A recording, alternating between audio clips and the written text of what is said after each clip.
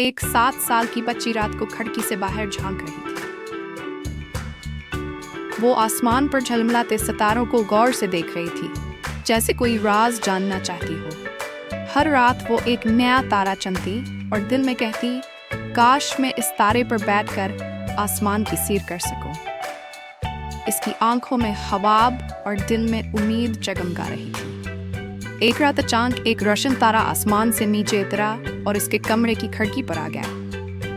तारा नरमी से बोला, क्या तुम मेरे साथ उड़ना चाहती हो? वो खुशी खुशी तारा पर बैठ गई।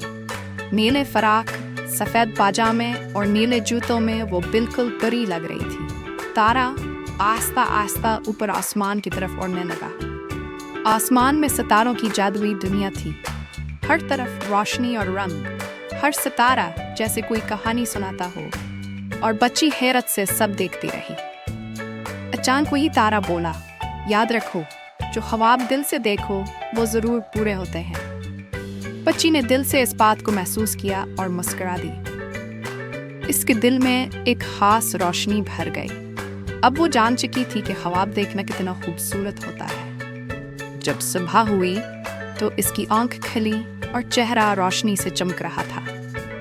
वो फिर से खिड़की की तरफ देखने लगी, जैसे अगले ख्वाब की तलाश में हो। अब वो हर दिन एक नया ख्वाब देखती है। उसे पूरा करने का जज्बा इसके चेहरे से झलकता है।